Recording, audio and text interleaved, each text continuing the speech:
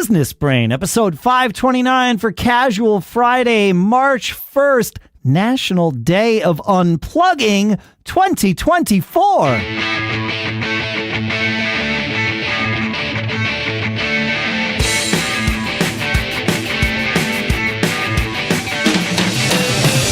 Greetings, folks, and welcome to Business Brain, the show where we take some ideas, we dissect them, we analyze them, we use them to tune our business brains each and every time we get together.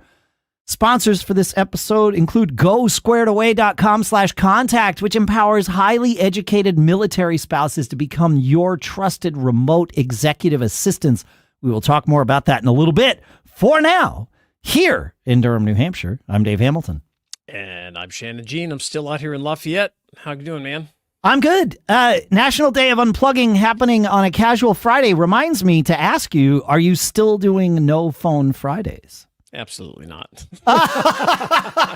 Oh, well. I love the idea. Yes. But I have a lot going on right now. I'm trying to build a new business. I'm in this volunteer thing. I don't know how I would do it. I just don't know. I mean, when I'm gone, but I'm still, checking my phone all the time. It's a great theory, and I love the way it sounds. No Phone Friday. Yeah. But we'll see. We'll see if I'm ever able to pull it off. But I am, I mentioned I'm working. I've been talking about it here for a while. I'm growing my account on X, Twitter, trying to build something out there to see how that works because I don't know anything about it and didn't know much about it. So I wanted to mention a tool that I'm using. Okay. It's called Birdy, Birdy.so, which we'll put in the show notes. Yeah. And this service, there's some free parts and some paid parts. I use the free thing where it is doing A/B testing with my bio. So if you notice the bio, you get 160 characters underneath your name to describe something or other, whatever you want, what you're trying to tell people. And so what Birdy does is allow you to set up an A version and a B version. It rotates them back and forth and keeps track of how many followers you get based on which version of the bio is active. Now, who creates the bio? Do you create it? Yeah. Or does it, like AI, assist you in creating your bio? I didn't see that up there. Okay. But no, I created, I keep playing with it.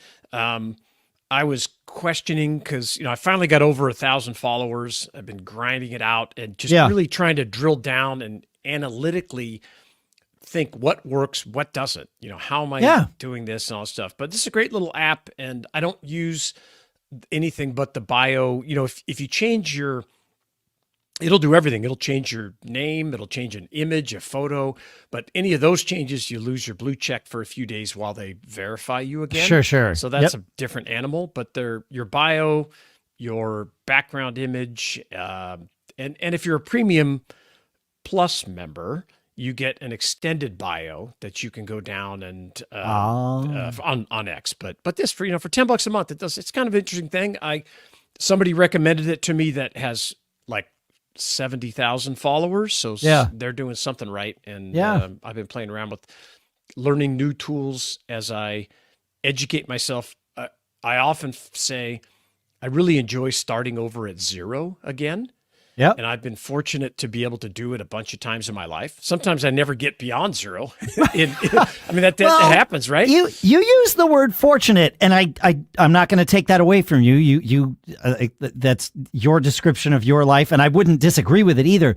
But you are also willing to start at zero. Oh, yeah, that's fun. It's part of the fun. Well, for you, for me, you've learned, that. It breaks, starting at zero breaks most people out of their comfort zone. Oh, me too. Right. Me too. Of course. I started the fashion business and I don't know. Look at me. I don't know anything about fashion. But same. I'm totally out of my comfort. I don't know anything about X and Twitter and getting followers. You are willing to be I always say, there's a phrase in meditation circles in Buddhism called beginner's mind. And I'm not Buddhist, but I like this phrase. And it means exactly what it sounds like. And you can go very deep into this phrase. But the idea of beginner's mind, you are willing to embrace that. You enjoy you've learned to enjoy embracing that. Yeah. And I've, it changes when you have to, how do I say this? At different levels of your career, your financial life, it allows you, if I was still just having to grind every single day to pay the electric bill, maybe I couldn't, sound so sophisticated I got to start again at zero. I am self-aware of being in a great, position to be able to try this, but I've done it a bunch of times even before. But anyway, part of getting off of zero is finding tools and educating yourself. Well, that's it. And this you're willing to say, I don't know, I don't know, and use an app. That's huge. Yeah. That's great. Yeah. Good stuff. Good. I'm having a great time, having the time of my life. If you'd like to see what I'm doing up there at Shannon Jean, come up and follow me and play along as I figure it out. All right, Business Brain listeners, you know how juggling your to-do list can sometimes feel like you're trying to balance plates while riding a unicycle, especially when every task demands a PhD in multitasking? Does that even exist? I don't think so. Like coordinating podcast schedules. It's not just picking dates, it's like aligning stars. And let's not forget the black hole of time known as research. Sitting in meetings, wishing you had an extra brain just for note-taking. I mean, who hasn't wished for a clone in those moments? Well, clone no more, my friends. Our sponsor, Squared Away, is here to save the day. With their team of superhero remote executive assistants, all highly educated military spouses, you're not just delegating, you're empowering your business with trust and top-tier talent. And yes, you're also supporting military families, which is pretty awesome. These aren't just any assistants. They're the Navy SEALs of admin support. Whether it's diving deep into research, coordinating travel itineraries that don't make you cringe, or ensuring your meetings are more productive than a brainstorm in a coffee shop, they've got you covered. And the best part, they're as integrated into your team as your morning coffee, offering custom plans to fit any entrepreneurial dream. With Squared Away, it's not just about getting things done. It's about getting them done with a charm that would make even a chaos magician jealous. So don't wait. Contact Squared Away today to find out how they can help your business thrive. Just go to gosquaredaway.com/contact. That's gosquaredaway.com/contact. Let the business magic happen together. And our thanks to Squared Away for sponsoring this episode. So one thing that comes with starting over, Shannon, is that you're starting over and that you have to figure out what to do when you do this thing that you're going to do. And I was having a conversation with somebody actually on the beach. He was starting a business and he's like, yeah, it's kind of the same as this other thing. So I'm not sure if that's good.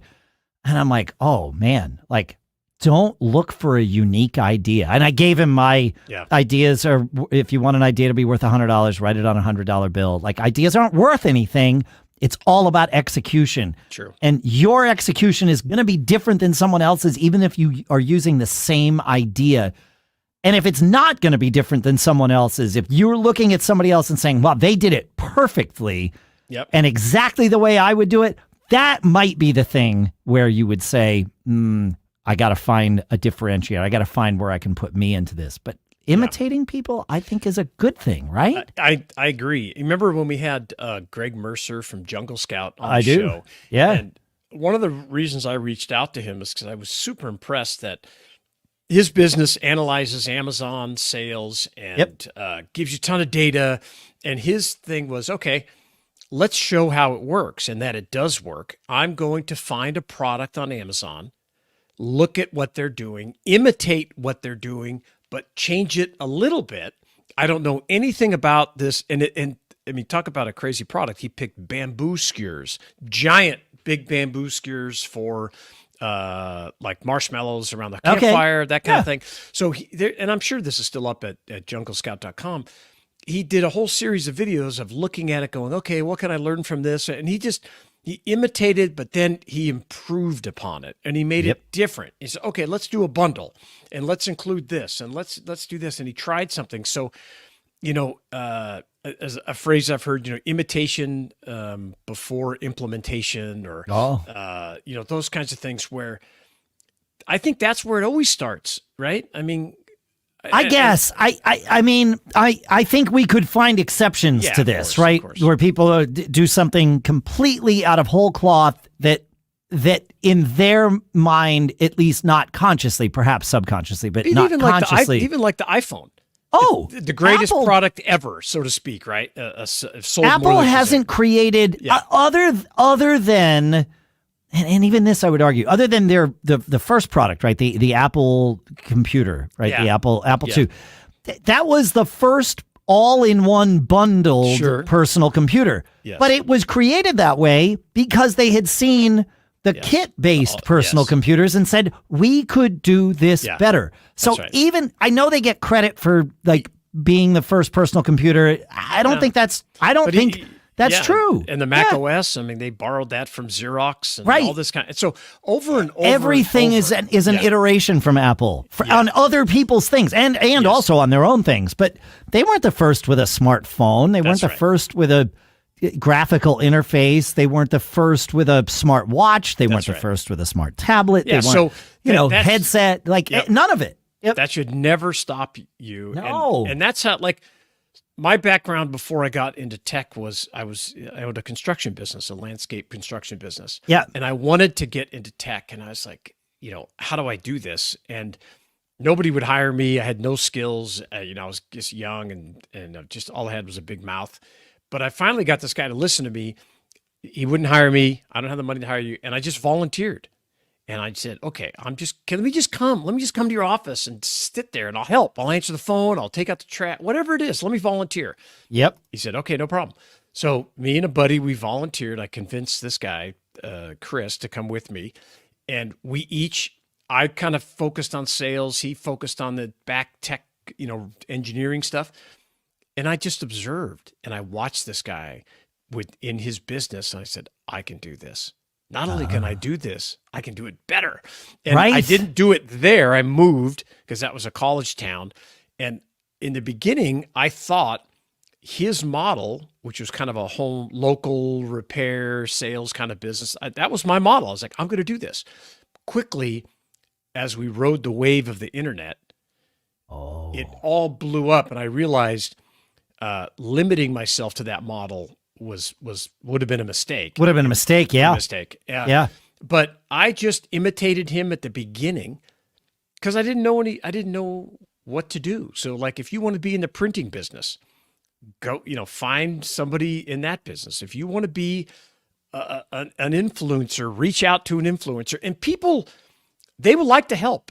If you want to be I know some very successful people in the finance business, in the insurance business, and I'm constantly hearing them talk, oh, so-and-so asked to take me to lunch, wanted to talk to me how I did this, how I did that. All of us like to tell our story. So reach out and imitate. Ask people to tell their story and then imitate. Yes. And imitate what they're doing. I said something to you on this show, episode 326, almost 3 years ago, May of 21. I said, being an entrepreneur is a blue-collar job. And I think this whole episode epitomizes that. Being willing to learn something new, being willing to admit that you have something to learn, being willing to put the work in to learning, being willing to put the work into creating your business, doing whatever it is that needs to be done for your business, not feeling like you're above this just because you're the owner. Yep. Let me tell you, that ain't how it works. That is not how it works. If you have that mindset, either get rid of it or go get a job working for somebody else where you don't have to do the things that you feel are below you. Yeah, pick one of those two. Yeah. Oh, I agree. Option number one is more fun, but if you think you can do option number one without cleaning a toilet every now and then, it ain't how it works. And it's also a big part of, this isn't a show about leadership, but it's also being of service, that kind of leadership. When you're of service to your people, they connect with you better. they believe in you. They believe in your cause. You know, we did a show about what's your noble cause, which I love, and it helps motivate your people. It adds tons of credibility to you. And it just like, you know, we did this show on the news, building a newsletter and connecting with your clients. Being of service to your team and your employees connects you to them on an entirely different level. That's why, and be of service to your customers too. Yes, both. All of them. Yes, yes. I mean, I always harp on this concept of you should be barbecuing for out cooking for your team. I know it sounds, you know, whatever, cheesy or whatever, but it totally works. And you get to sneak a meeting in while you're cooking and you're talking and you're getting to know them, and you're, you know, Joe's having a kid and so-and-so wants to buy a new car, and that goes in your database. You're like, I gotta help, you know, figure this out for this guy. And this is an opportunity. And, you know, he's not leaving anytime soon because he's having a baby, and then this and this. Yep. And so you pick up all these nuances about your people, team. Yeah. and being of service is how you build loyalty over decades. And I agree. Hopefully you can do that. So yeah. But imitation, man, figure it out. And I'd love to hear how you've done it. Help us spread the word. So somebody who's sitting out there right now going, I can't start this because, you know, so-and-so already does it in my town or whatever. No, let's help. If you see that you could, like, my favorite moments are when I am encountering a business. I might be a customer of theirs, whatever, experiencing a business somehow. And I say, man, they're doing it wrong. I wish they would do this and this and this differently. Yeah. And those are the moments I've learned to notice and be like, wait a minute. Do I want to get into this business? Because I already have my business plan. It's everything they've done plus or minus the things that I just articulated that I feel are wrong with this. Because if I feel they're wrong with it, I've learned there are other people that feel the same way as me. And I always follow it up with, Lord, grant me the strength to not start another business. Good luck with that, my friend. I know. Good yeah, it's great. I'd love that. to hear your tips on this and how you got started and who you imitated. Or if you think we're wrong, if you think you got to be unique, come on, let's talk about it. Let's talk about it. Yeah. Feedback at businessbrain.show. Absolutely. Like he said, feedback at businessbrain.show. Make sure you go to businessbrain.show, sign up for our newsletter, and go check out our sponsor, GoSquaredAway.com/contact. Keep living that charmed life. We'll see you next week.